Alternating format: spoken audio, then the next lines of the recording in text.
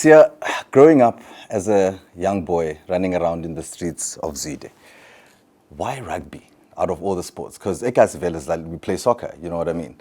What attracted you to rugby? No, I played soccer. That is the first sport I tried, but I wasn't good at all at it. But the keeper must play too. Yeah, no, I got two left feet.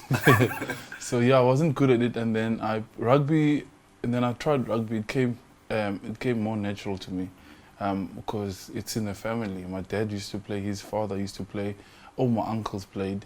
So it wasn't a new thing, and it was a big sport in my community. It's probably bigger than soccer, especially in the Eastern Cape. So yeah, I enjoyed it the first time I picked up the ball at Dengaga Stadium.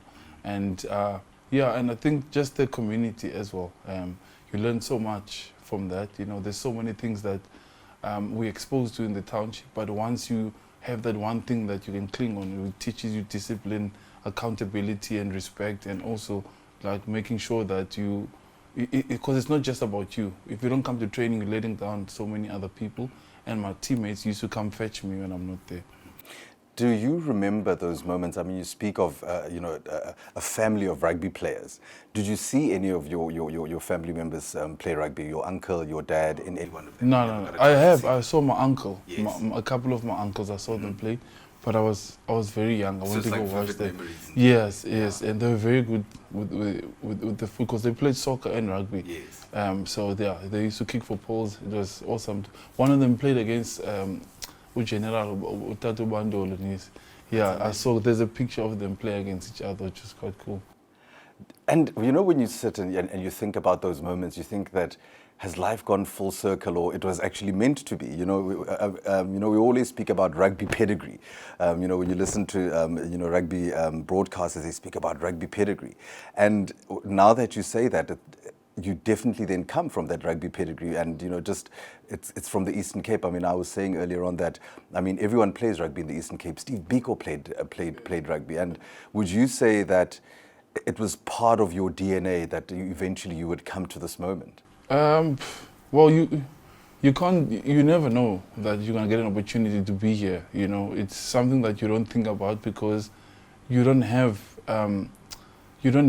those there's no infrastructure or building that will make you dream that you can actually make it to that level. All you think about is just playing here, and then you prepare yourself hopefully for an opportunity, but you don't know that it's coming. But I always think to myself, every day I went to training, I was preparing myself for that one opportunity, and it actually finally came, and I got a bursary to go to Grey, and I was ready. I took it with both hands. I didn't look back. You were spotted by a rugby talent in silk shorts. Why were you playing rugby in silk shorts? Let's start there. Because I couldn't afford. I didn't have shorts, rugby shorts. I couldn't afford that. It was actually a trial game, and there were 3 guys from my school, and I wasn't actually spotted there. I was played the trials. I made the B team, the EP and a 12 B team, but my other 2 friends were good. My schoolmates. They were in the A team, and Grey wanted them, and my teacher from my school said, if you want these 2 boys, you have to take this one too. And then they came back and they finally took me. They didn't really want me, but they wanted the other guys. And yeah, I was fortunate that way. But yeah, those silk shorts, I always said, if I don't play well, they'll always remember me with the boy with the silk shorts. Beautiful, man.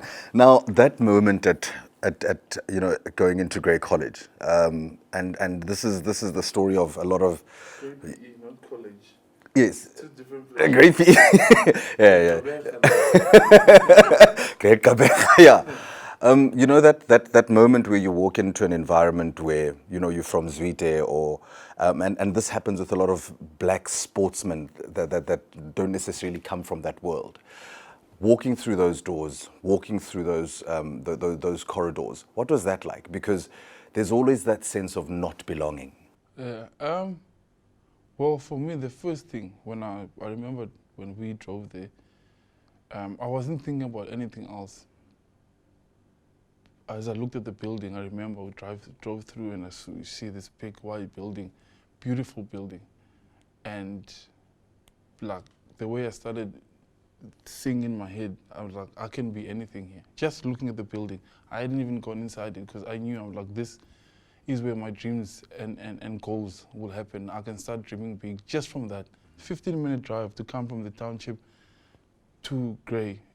And I walk in and I see the fields look like carpets compared to what I used to play in. The fields were brown, there were patches of grass every now and then. There's just thorns everywhere and we had no shoes. And I just saw opportunity and I saw infrastructure that would allow me to be whatever I wanted to be. And from that moment, I was thinking, yeah, I want to be a doctor. You know, when in the township, when I would walk home or go to training, the fields are not up to standard. And the cool people in the community, taxi driver, drug dealer, those are the cool people. And then I walk in that building, I'm like, everything just, my mindset just changed. And I knew I have to make this work no matter what. This has to work for me and I'll give everything for it. And then obviously it's different. The culture is different, the language is different. At Grey, in the township I'm singing, I was top 3 in my grade, smartest kids. Went to Grey, I felt like the dumbest person ever because of the language barrier, you know. And then I couldn't do Afrikaans, so the 3 of us had to be taken out of the Afrikaans class and then we go do extra English. And we used to get English lessons while the other guys are doing Afrikaans, and you have to learn English like a grade 1, like someone that's learning with A, B, C, Ds. Then you start reading with following the light and all that kind of stuff. And that's the thing that you can do, and that also like takes away your dignity as well. You feel, you know, you just feel small, you know. But I knew I have to make this work, and I have to learn this. And then also culturally, the things were different. Break time, I ran away from the kids because I don't know how to speak back to them. You know, and kids laugh at you every now and then. But you know, and then I remember one day I just said, you know what? I'll speak my broken English. I don't care. I'll have 1 or 2 words in. They'll be able to put it together. Then I met my friend called Nick Holton. So every day after school, we'd go to hostel. We eat whatever. And I wasn't used to eating. That's another story. I wasn't eating. You know, it was 1 meal a day or nothing. Yes. At Grey, I had 3 meals and breaks. And like in break time, so it's 6 meals in total, you know. And then I remember the first day we got there, we were eating dinner, sat down, and they put the plate in front of me, and I ate. And I was getting my 3rd plate. All the other kids were still on their 1st plate, and then the teacher had to slow me down, because you always are, you know, you think the food is gonna get finished. He's like, no, relax, like this is all yours, you know. And then I started growing as well, you know. And then I'm losing track. My friend would help me do homework. He would do his, and then he would come to me. And then I taught him how to speak Xhosa a bit, and then he taught me how to speak English. And we became very tight, still my best friend, best man at my wedding. And I named one of my son after him. His name is Nicholas. So, and he was willing to adapt to me. He would come and visit me in the township where my other friends, I had to go to their houses. You know, they never offered to come and see where I come from. So that was very hard. You know, I'm getting goosebumps just as you're saying this, because this is the story of most black guys that get this kind of opportunity. And a lot of them almost don't make it over that finish line because of so many issues of either not getting parental support, not having anyone there. I mean, you're a hero at school, but none of your parents have even watched one game because you're too busy trying to, you know, make... They're hustling, they're trying to make sure the family... Yeah, my dad never came. He never came to any of my games. He actually saw me play professionally. For the first time, not because he didn't want to. He was hustling and he was trying. When I was young, he wasn't like there around. He was in Cape Town looking for a job, and that's one of the things I tried to discover. You know, a lot of people will get upset at their parents for that. Oh, you went there. I actually had to sit down with my dad and I asked him, I'm like, tell me what happened. And he told me, it's like, I had nothing here, and in the families that time, he stayed in his mom's house. Your mom always raises, if you're staying there, your grandmother, like my grandmother raised me, and that's how it happened. He said it was a normal thing, you know, and I said, I'm like, actually, this makes sense, you know, and because I realized when I was younger, when I grew up, there was no opportunities. So he left for a reason. He didn't leave because he didn't want to raise me, because that's how we feel most of the time. And that's why, like, black fathers always get attacked, because they always leave. There's always, not always, sometimes there's always reasons behind it, because they're looking for opportunities. They don't do it on purpose. And some do leave, and then they send money back, you know. It's not done intentionally. Some don't do it on purpose. Some do, some don't, you know. And that's why my relationship with my dad, I will fight with everything to make sure that it's strong, because I want to change the narrative. I want to stop that cycle for my family. You know, I want to be there for my kids because life is different for me. And I think that's one thing we need as South Africans, and especially where I come from, my community, to make sure that we reconcile with our fathers, for our kids as well can see their grandparents. Because it is a big thing, and you know, I just want to pick up on that conversation. What was it like? Because it's a very important conversation. You know, when you sit down with, and because now it's actually almost like man to man. You know, when you sit down with your dad and you say, because a lot of people felt that. You know that. You know, as you say, it feels like, you know, broken homes, broken this, but there's a lot that they were doing. They're going out there, they're trying to make. There's reasons for that. There's reasons for some cases not, but like sitting down with them, and it's something that I think a lot of us men in South Africa don't do, because some of us we have a lot of brokenness inside us. We've got some of the stuff that has been passed down from our parents, and we don't have spaces to talk about it. Yes. You know, as men, we're supposed to be strong. I know in my culture, men are strong. Yes. We don't cry. You know, you whatever happens to you, keep it inside and you move on. That bottles up over and over, and it fills you up, and you let it out sometimes in the wrong things or in the wrong people. You know, you become aggressive. And I knew I had to have that conversation with my dad, because you also have kids to raise at that 100%. So you don't want to be that guy. Yes. Yeah. Also, I want to make sure that my son can also feel comfortable, and I want to set the example, and I want to let him know me and my dad had this conversation, and me and you also can have it. Because after we finished speaking, he said we sat outside I just went for a run. I came back and he was having a smoke outside, and we sat down. We spoke for an hour again after, just him telling me, yeah, I've never had this kind of conversation like this, and it took a whole lot of weight off my shoulders, because I asked him questions about me when I was young, because I didn't know. There's a big gap that I wasn't sure. I didn't know where he was. He explained to me I was in Cape Town looking for a job. I worked at the spaza shop. I didn't know those things, and it was for me so beautiful, you know, to hear that. But also makes me it also makes me realize that this guy didn't live on purpose, you know. And think of how many fathers, if they had that opportunity with their children to explain what happened, how it would be. Because in this day and age, us as young men, we just cancel. We cancel them, we make it in life, and then you just forget about them. And I think it will make, for you as a person, if you can get that closure, whatever you do with it, it's up to you, but it will also take some weight off your shoulders.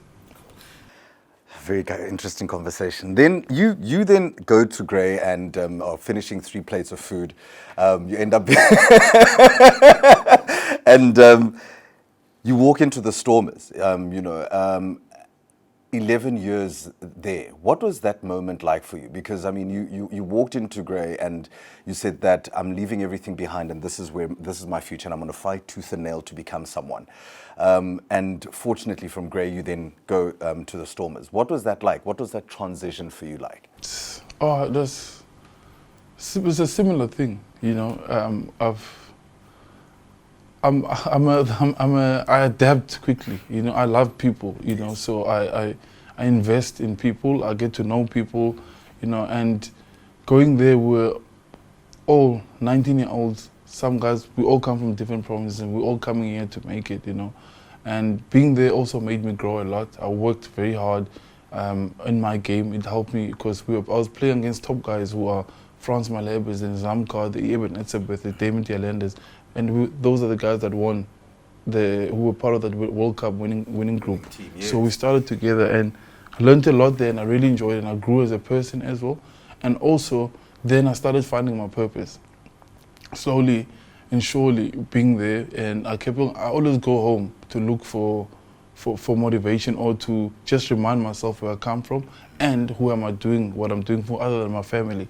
And that's where a lot of my dreams were born, the foundation, where I met my wife, my kids. So I have so many great memories there, and I've always been grateful to the people of Cape Town, who they welcomed me and my family. When we started the foundation, they welcomed our kids, my siblings, you know. They always took us in, so it was hard to say goodbye, you know. And I always say it's not a goodbye, it's like I'll see you later, you know, because I'm still here. So that's the most important thing. I'm still in South Africa. That's what I'm grateful for, because then I can keep on investing and giving back to the community that wherever I go, basically, because my story doesn't only die in PE. My story is so many people all around South Africa, and that's the thing with the foundation. We want to make sure that wherever we go, we're making a difference. First black rugby captain to win a World Cup. Do you still pinch yourself? Do you still look back and think, is this really me? Did this actually happen to me? No, I don't World think. Cup, I mean, you know. I don't think about it that way. Yeah. I don't think about it that way. Like, I never thought about it that way until I saw just becoming captain, what it meant for so many people. You know, I was just honored to be the captain. It's something that you don't think about. You don't wake up and just want to be and say, oh, I want to be a Springbok captain, you know. And after so many years, like, it meant so much to so many people that I didn't take the time to sit and actually appreciate that moment, because now anyone from any background, from anywhere, any South African can dream of being the Springbok captain, no matter what your circumstances are. Because for me, coming where I came from, and to be here now, it's broken a barrier for kids that now it doesn't matter when they wake up, there's no food. They know if this is my goal, I can stay and fight and work as hard as I can get there, because Sia has done it, you know. And then that's why I say with the other players as well. Look at Peter Steve. He comes from a farm, loves the farm, he grew up there. And now kids from the farm, they know they don't have to go to these big schools in town. They can do whatever they need to do, and they can also make it there. And I love that whole thing, that you want kids' dreams not to be limited. And also you need as many reference points as possible, because now I became a reference point for someone else to say, you know what, he did it, I can also do it. And that's a chance I have to my school. And that's why I work to go give back to my school or to the community, wherever it is, so that I can make sure that their narrative is far different to mine, you know. So it's a little bit easier. They're getting 3 meals a day. That's what's happening at my school now. Because we only got 1 slice of bread and powdered meal. Now they have 3 meals a day, because I know that that's going to help them, you know. And that's why we're here, to make sure that we can go back, you know. Every time you have to keep on looking back, is things getting better? Is things getting better? And I have a platform, and my platform has been given to me by the people of South Africa, my family, and the hard work, and I must make sure that I pay it back as well. I paid forward. So you guys put us under pressure. Zozibini became Miss South Africa, Miss Universe. You were a rugby captain, won the World Cup. You're like, what must I do with my Sotho life? These Xhosas. So it was an incredible moment, an incredible time for South Africans. You then went on, you know, you speak very fondly of Grey College. You say that was the beginning of everything. You then met the man that sponsored you, Vincent Mai. And he didn't even know. He didn't even know that it was his work that got you here. What was that moment like? That was, I think just I went back when I was playing, and I always wondered. I never got the details of the person that paid for me to go to school. Finally, I got an email. Well, way long before, I think a couple of years back, before the World Cup, I emailed him, and I just thanked him for everything. You know, I just thank you for everything. And then we started talking back and forth, myself and him. And through those emails, I could see the moment I meet him, we're gonna get along just like that, because his heart is similar to mine, and he's all about making sure that wherever you go, you're touching, even if it's one person, and you're making a difference, you know. And then we started speaking, and I sent him a picture of me and my family, and I wrote a letter just to say, listen, a note to the back, and I say, listen, the schooling didn't only make me a great rugby player and everything. There's people that I've met in my life, and where I am right now, and this family wouldn't have happened without you, you know. And then I sent him 2 jerseys, and I heard back like how emotional he got when he got the jersey. And then after the World Cup, during the World Cup, we were talking a lot, and I was trying to get him to come to the final. I'm like, book your tickets to the final, because I was very confident that he would make it. But obviously he was busy working and everything, and then we had time off after the World Cup. Then I went to go meet him, you know, and yeah, it was really amazing. It was very emotional, you know, and we just sat and I remember we sat on the couch and we spoke for 3 hours, and we just had a conversation about everything, the school, you know, and also like since because we went to the same school, so the banter was there, of course, you know, the so that chirping and the chirping and the banter, memories. yeah, and he was at UCT, and my club was UCT. Tell me memories about playing with Newlands and at the Ike Tiger Stadium, you know, it was great, and then conversation changed, and then we spoke about South Africa, what we want to do here and all that kind of stuff. And also he was asking me why are players playing overseas, and I told him that financially it's hard, there's not a lot of investment coming in. And then we started having that conversation, you know, and then obviously we spoke about, I thanked him for everything, but very humble man. He's don't worry about it, you know, and all he wanted to see, like, what do you want to do with the foundation? That's actually the birth of the foundation. He is the first person that invested through the foundation, you know, so he encouraged me. He's like, there's so much he wants to do, but he needs people that he can work with, and that's how it all started. Then we had this whole thing that happened last year. I think it's almost like a 1-year anniversary, COVID. All sports stops, everything stops, and the world comes to a total standstill. You know, we saw some of your videos trying to dance one, and you know, you being a father, and you know, even the challenge where we tried to get you know, South Africa to teach your wife how to dance because you're saying she's embarrassing you. So what was that moment like for you, you know, not doing anything? I mean, when you're a sportsman, you always want to get onto the field, even if you're playing touch or, you know, that sort of thing. How did you survive that? What was that like for you, that period? Because I think also you got time to spend time with family. That was the highlight of the whole thing. Me being at home with my family, that was great. It was hard after when everything started slowing down, we were back into training, it was hard leaving them again. Yeah, I got to see some special moments with my kids where I never had the opportunity before, you know, and that was truly a blessing for me and my family. And it's like, after I traveled around South Africa, we traveled 16,000 kilometers driving up and down South Africa, going to help out with food relief, and we went to Limpopo and all those kind of places. And you asked me how was COVID, how was the lockdown for me? Compared to everything that I saw, we were doing very well, you know. I went to Limpopo. I remember driving, and it was raining a couple of nights before, and there was a big puddle of water, and as we were driving, we were in the car, and we drove past the puddle of water. It threw on a bridge, and there was this lady with a baby on the back with a bucket getting that water, and there was a dog drinking out of it, and a boy was like basically kicking it and playing in it.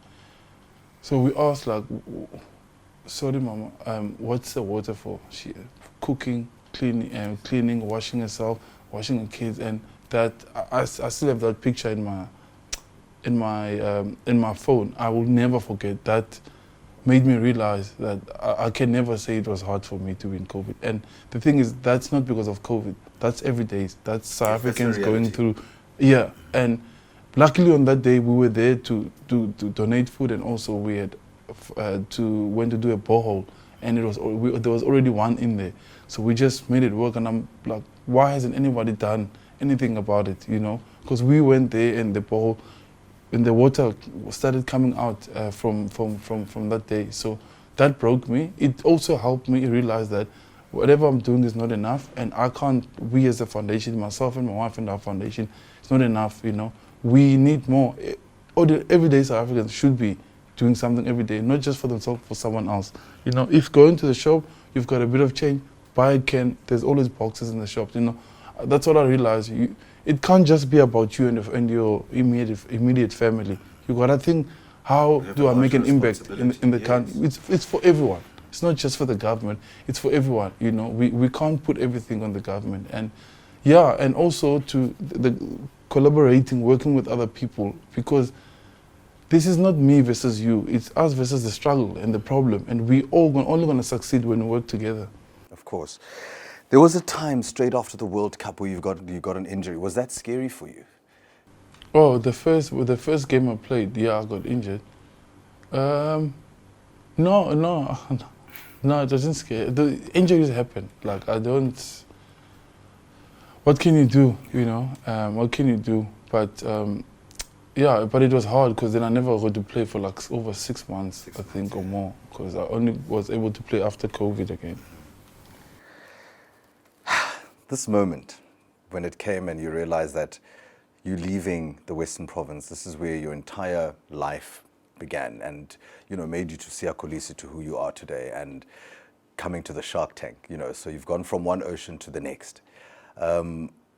How did that come about and, you know, was it a big decision to make? Yeah, it's obviously, it is a big decision because I have to think about my whole family. Yes. And yeah, and I had conversations with my wife. At the beginning, she was like, nope, no ways, you know. And I think I just wanted change for me in my career, you know. And I don't know how many years I have left. And I want to make sure that I finish strong, you know. And yeah, and I always told myself there's no other place I would rather go to in South Africa than here. I know so many people that played here, the Beast, JP Peterson, Budlwazi, Odwa, and the guys that are playing now, Lucanio, very good friends of mine, you know, Lucanio, Smoo. And also I love where things are going here, you know. And from the first day I got here, I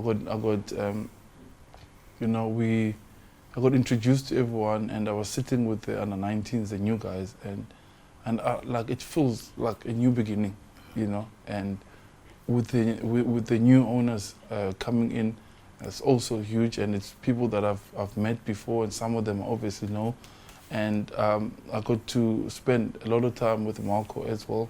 He's an amazing man who's got a good heart for South Africa, and he wants to make sure the sport of rugby grows. And there's so many other people, you know, people from America that he brought in, the South African investors, you know, the Steven Sards, the Nick Johnsons, and that's so beautiful to see when you see people coming together. And like Marco is from here, you know, so this is a special place for him. And Uncle Vincent, someone that I speak to all the time, and his dream is just to make sure that he does everything he can to help people who want to build South Africa and make South Africa amazing.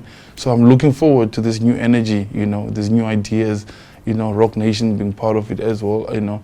And the players are also keen, but we know that we have to do our job on the field, and we know everything off the field will be taken care of. And that's what, you know, we had a meeting with Marco and Uncle Vincent and Michael Yomark and a couple of other investors, and they just said they just want to make life as easy as possible off the field so we can just focus on what we need to do. And that's a great thing to know. You know, all you have to worry about is what's happening on the, and they will help us to make sure that we don't only be successful on the field but off the field as well, because I've seen with so many rugby players and so many sportsmen actually in general, during the peak time they're doing so well. After that, a couple of years later, people have no jobs, you know, and people have no homes or houses because they spend money badly. But now we're gonna have all that advice and a good support around us. And Ed is he's been amazing. He's making sure all of this is intact, actually here in our facility as well. That's incredible. I mean, I had a conversation once with Victor Matfield. It was in fact just before we interviewed you guys going off to the World Cup, and he said it's tough for guys. You know, you go from a 60,000 rand, 80, 100,000 rand salary to almost nothing. You know, free car, free this. Everybody opens doors for you, and it becomes quite difficult. So, and I mean, it happened. It's worse even in football. You know, when you look at South African sportsmen, that that sort of change and transition from you know, being a star to, you know, being an ordinary person is. Yeah, it is. I've seen it, but fortunately we have Ed here, and Ed is very, very passionate about making sure that the guys are not only preparing their bodies and everything physically, also their minds, and also studying. You have to study here. You know, you have no choice. When you're a new guy, you have to play rugby and also study, because we're not all going to become Springboks. We're not all going to make it in rugby, and you got to prepare for that. And it's a hard truth. I mean, I was talking to a couple of under-19s the other day. We met for coffee at 6:30 at the beach. And I told them, I said, you have 2 years. I asked them how long the contract is. 2 years. Some of you will make it, some of you won't make it. But make sure that you're preparing for either way, because you're going to need, and anyway, even if you make it, rugby does end somewhere. So you got to make sure you make full use of your time and your connections. That's why us as players, we have to be more than just rugby players. You got to think, you are not only representing yourself also your team, but you're also a brand, you're also a business yourself, and you got to make sure that you're working on that. So, see, I mean, obviously, walking into any team, walking into any, forward line, right? It's different. How's it been for you? I mean, you've got to learn new moves, you've got to learn new signs. Yeah. What is that like for you? Yeah, well, I feel like a kid. It's amazing. I feel like a grade 8 or a grade 1. Yeah. And it's been good. Well, I'm joining the team for the first time this week, like the playing group. I was in the conditioning group. And it's really good, you know, it's amazing. You get that new energy, you're nervous, I'm gonna get this right, I'm gonna learn in time. So I'm really enjoying it, but the team has been so welcoming. You know, I've really enjoyed it, and I'm mixing with the older guys, the young guys. And for the first time, I'm the second oldest guy in the group. So the average age before I came was 23, but myself and Renil brought it right up. So yeah, it's good. You're the uncles now in the team. I'm the Bali now, yeah. Let's speak about the future. I mean, you say that there's some investors and some guys you've been signed to Roc Nation. You're like Jay-Z and Beyonce's buddy. What's going on? No. Not there. Black Coffee and them, you know, in the same league. No. Black Coffee is there. No. No, Roc Nation is amazing. Roc Nation has really helped me to see to the way I think, the way I work, and what I'm saying, it's like you're a brand, you know.